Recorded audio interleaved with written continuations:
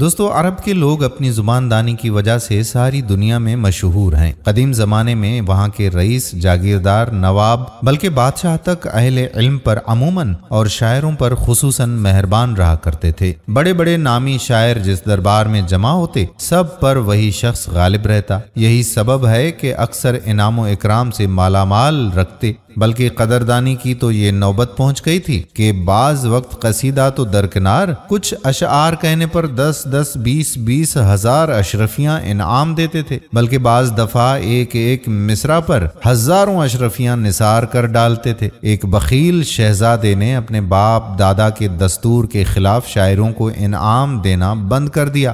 خدا نے اس کو ایسا تیز حافظہ عطا کیا تھا کہ جس شعر کو ایک دفعہ سن لیتا تو فوراً یاد ہو جاتا۔ اس کے ہاں ایک غلام تھا جو شعروں کو دوبارہ سن کر لفظ بلفظ یاد کر لیتا، اور ایک لونڈی تھی جو 3 بار سن کر اشعار کو ازبر کر لیتی تھی۔ جب کوئی شاعر اس کی تعریف میں قصیدہ کہہ کر لاتا تو شہزادہ اس سے کہتا کہ اگر تمہارے اشعار ایسے ہوئے کہ آگے کسی سے نہیں سنے ہوں تو ہم تم کو اس چیز کے ہم وزن سونا دیں گے جس پر تم قصیدہ لکھ کر پیش کرو گے۔ شاعر دل میں خوش ہو کر اس شرط کو قبول کر لیتا اور شعر پڑھنا شروع کرتا۔ جب وہ قصیدہ ختم کر چکا تو شہزادہ کہتا کہ یہ اشعار تو میرے سنے ہوئے ہیں، اور خود اول سے آخر تک پڑھ کر سنا دیتا۔ پھر کہتا کہ یہ اشعار صرف مجھ کو ہی یاد نہیں بلکہ میرے اس غلام کو بھی یاد ہیں، چونکہ غلام 2 بار سن چکا تھا اس لیے اس کو یاد ہو جاتے تھے۔ وہ فوراً اشارہ پاتے ہی تمام قصیدہ دہرا دیتا۔ پھر لونڈی کو بلا کر کہتا کہ خوب یاد آیا، یہ تمام اشعار تو اس ہماری کنیز کو بھی یاد ہیں، چونکہ وہ 3 بار سن چکی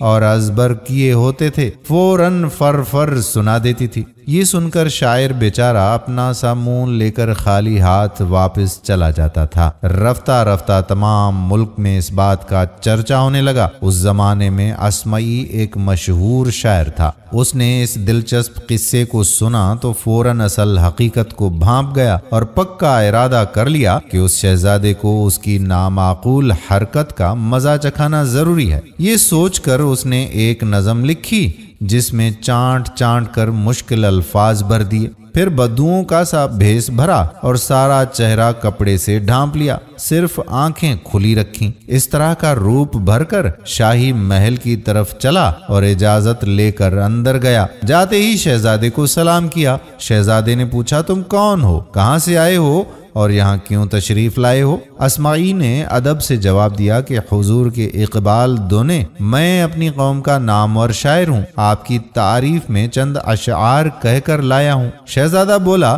تم نے میری شرط بھی سنی ہے؟ شاعر نے عرض کیا نہیں حضور، فرمائیے وہ شرط کیا ہے؟ شہزادے نے کہا کہ اگر ہمیں ثابت ہو گیا کہ یہ اشعار تمہاری ہی تصنیف ہیں اور اس سے پہلے کسی اور نے نہیں سنے تو تم کو اس چیز کے ہم وزن اشرفیاں انعام دوں گا جس پر تم اشعار لکھ کر لائے ہو۔ شاعر نے کہا کہ بھلا حضور یہ کیوں کہ ہو سکتا ہے کہ میں آپ کے سامنے جھوٹ بولوں؟ مجھے جناب کی شرط دل و جان سے منظور ہے۔ شہزادے نے حکم دیا کہ اشعار سناؤ۔ اسمعی نے قصیدہ پڑھنا شروع کیا اور اول سے آخر تک ختم کر دیا۔ اس میں تمام کے تمام مشکل الفاظ بھرے ہوئے تھے۔ شہزادہ عالم فاضل تو نہ تھا، ان الفاظ کو نہ سمجھ سکا، اس لیے ایک شعر بھی یاد نہ کر سکا اور منہ تکتا رہ گیا۔ آخر حیران ہو کر غلام کی طرف اشارہ کیا، وہاں بھی کیا رکھا تھا؟ صاف جواب ملا اور لونڈی بھی خاموش رہ گئی۔ آخر مجبوراً اسمعی سے بولا کہ اے بھائی، بے شک یہ اشعار آپ ہی کی تصنیف ہیں، اس سے پہلے ہم نے کبھی نہیں سنے، کہیے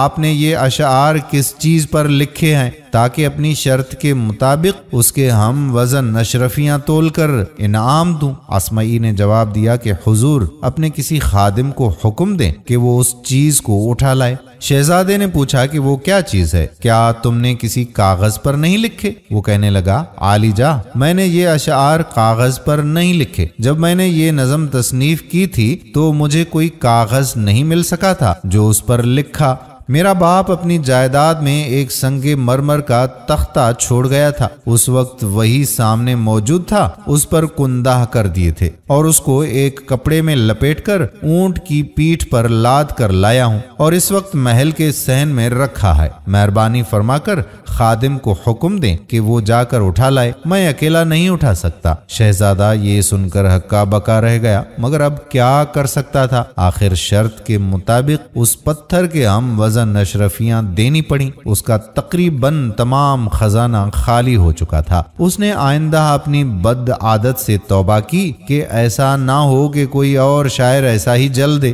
پھر اس نے حسب دستور شب شعراء کو انعام و اکرام دینا شروع کر دیا۔ پورے ملک میں اس کی تعریف ہونے لگی اور آخرکار اس کو معلوم ہو گیا کہ جو کچھ اسماعی نے کہا وہ صرف اس کی بیدار مغزی کا نتیجہ تھا۔ دوستو، یہ کہانی آپ کو بھی پسند آئی ہو تو دوستوں کے ساتھ شیئر ضرور کیجیے گا۔ آنے والی ویڈیو تک اپنے میزبان قادر بخش کلہوڑو کو اجازت دیجیے۔ اللہ حافظ۔